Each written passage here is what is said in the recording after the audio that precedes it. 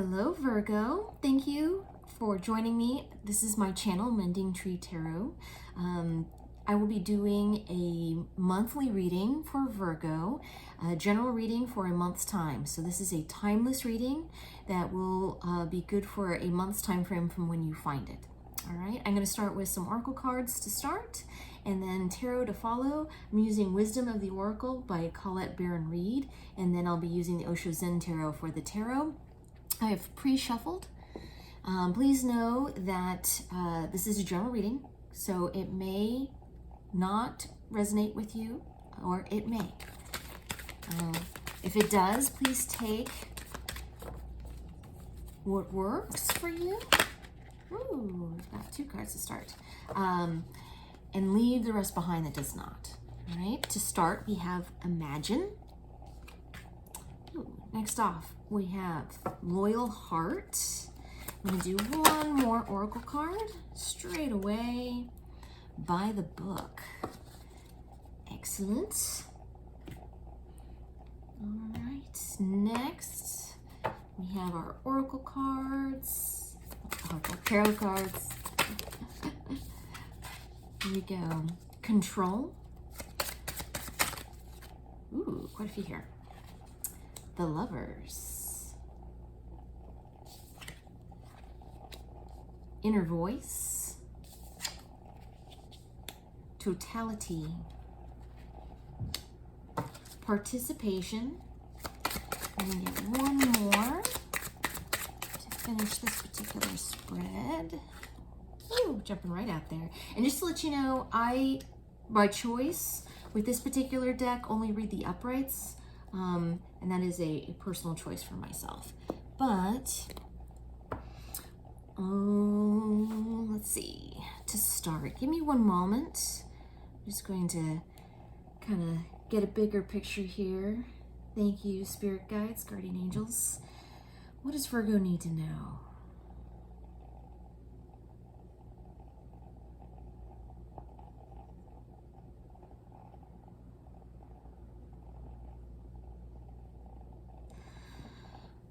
First card, we have the Imagine card. Now, this card, as you can, I don't know if you can see it very well. There is a little bit of a glare there, I know. There is a person, they're kind of fishing for the moon. And this card is really about kind of defining your goals, your ambitions, what it is that you want in your life. Now, this can be for career, this can be for relationships, it can go either way. It's about designing what it is that you want in your life and really kind of coming up with a clear picture, really kind of learning to create and manifest these things in your life and understanding that you need to have a clear picture of what it is that you're looking for. And so this is what you've been doing. You've been doing a lot of imagining, if you will, what it is that you want to create in your life. Personally, professionally, all of the above. What is that big picture that you're looking for? With that, you have Loyal Heart. Now, obviously, we can take this in a romantic sense if you wanted to do it that way. Of course, that part of this is that you want and are looking for someone who can be loyal to you, someone that you can have a relationship with, that you can trust, that you can love, and that you can hold, and that you know is going to do the same for you. Absolutely. This can absolutely be part of the picture. Realizing that what you're thinking is what you're bringing towards you. So coming up with these things, whether it's that you're creating a list of ideal qualities that you want in a person, really kind of defining and outlining what those things are. But also it's about being true to yourself and what it is that you want in your life for you. No longer compromising so much, although compromising is not a bad thing. That's not to say that it's a bad thing at all. But for yourself, what is it you want for you? You may have compromised too much of who you are in the past. That may have been part of what has been the issue.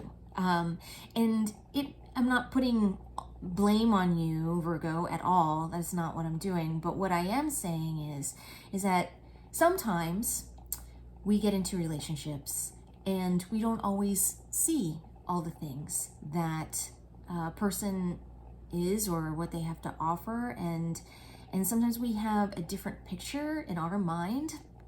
This could also be some of the previous imagining, more kind of daydreaming or hoping what and who somebody is, but instead actually paying attention, instead of projecting onto them who you want them to be or who you're hoping that they will be, instead actually looking at who somebody really is and being true to yourself and really kind of identifying those things ahead of time, instead of kind of getting into the relationship and then you've kind of gotten in so deep that past a certain point you can't. It's hard to step away from it because you have already you've already invested so much, so it's hard to step away. So in this imagining and coming up with these goals and ideas and personality qualities and all these things that you want in a relationship, you're being true to yourself and what it is realistically that you want, what's good for you and what's healthy for you. So asking for someone who has a loyal heart, yes, but also being loyal to yourself. Sorry, as I lose my voice a little bit there. Now in career, as far as career, this is also being true to yourself within, like, kind of listening to what it is that is going on in your current workplace. If you are currently employed, feeling this draw and this pull for what it is that you probably should be doing, and maybe coming to possibly a realization that where you are is not where you should be, and kind of asking those questions of yourself. What is the better scenario? Now, that doesn't necessarily mean changing careers all of a sudden, or maybe it does. Maybe it actually means moving into doing something completely different for yourself. That could be what it is that you're asking yourself and what it is that you're creating, and kind of coming up with a game plan of how to do that. That is absolutely a possibility. But this can also be, is your workplace healthy for you? Is this a toxic work environment? Is this fulfilling you in all the ways, or is this just something that you're doing every day? Do you want more from your job? Do you want to be learning new skills? Do you want to be exploring new avenues of what it is that you can do? Is this actually more of what you crave? And is your current position offering you this, or do you need to be looking to a slightly different avenue? Maybe that actually means switching jobs completely and moving to another employer. Maybe it means that, or maybe it actually just means transferring within your own company. But do you need to be pushing yourself and asking for more? Is what I'm hearing this. Do you need more? Are you requiring more from your job? And obviously that can be financially, but I think everybody would like to have a little bit more financially. However, but more as far as, does this job satisfy you? Does it push you the way that it needs to push you? Are you learning? Are you gaining from doing this job? Or is this just something that you show up and you kind of do the same thing every day?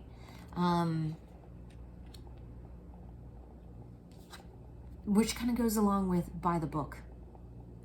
You do need to follow some steps, some guidelines. You do need to set up a path, a clear path for yourself of how to do this. Whether it's transferring within your own company, kind of seeing what it is, the skills that are required to do that. Does that mean getting a little bit more education so that you qualify for another position in order to transfer within your company that you work? Or does this actually mean that you are taking on a new skill that in order to do something else? Let's say you're in sales normally, but now you want to be a physical therapist, which is a completely different way to go. But there's some education that's required there. So kind of building that bridge. What is the bridge that you need to build to get from point A to point B? And then as far as personal love life is concerned,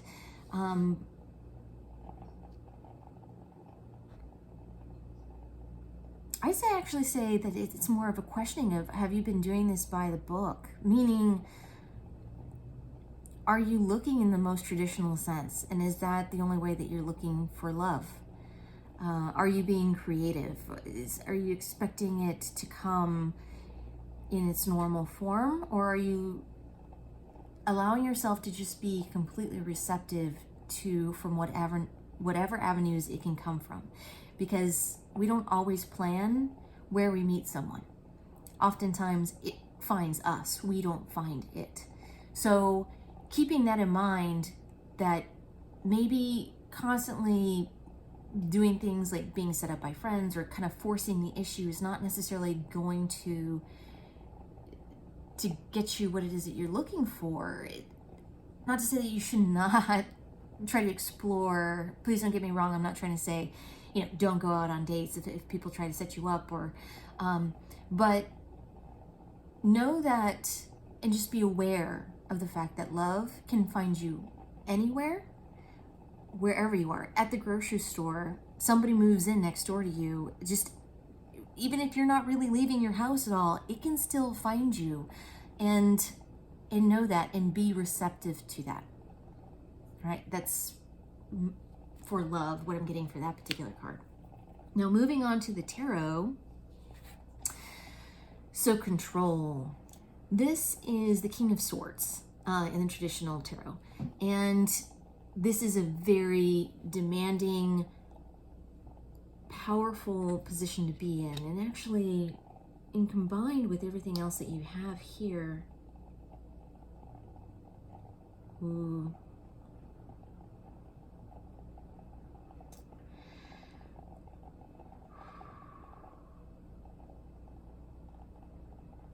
first off, sorry to go to career more immediately with this, but this first set right here is exactly what's speaking to me. It looks as though,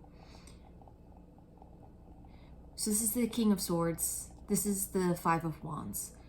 Traditionally, if you study tarot, I'll show you this card in this particular deck. Traditionally, in traditional tarot, it is people fighting, it's conflict. And the King of Swords is an aggressive, intelligent, planning, but controlling card. And it looks like you've been battling this. I just see a lot of frustration. Frustration in your current situation. Feeling controlled, feeling as if it's all encompassing, feeling as though you need to make changes, that you need to break out this feeling of being confined. And that right now, this is the situation that you're finding yourself, especially within your workplace for career, if that's what you're looking for here. And then we move on here to the Lovers, very traditional card, and the tarot will show it to you. Beautiful card here, actually. And then directly underneath that, we have Participation, which is the Four of Wands, which is a celebratory card. So for love, if we were to read this in just purely love, you have love coming towards you, and you have celebration of that it can be a long-term, it can be the kind of relationship that you're hoping for and that you're wanting there, which is great. So I would read this first as your career, the second as your love, and then third, we have Inner Voice, which is traditionally the High Priestess in Major Arcana as far as the tarot is concerned. And directly under that, we have Ordinariness.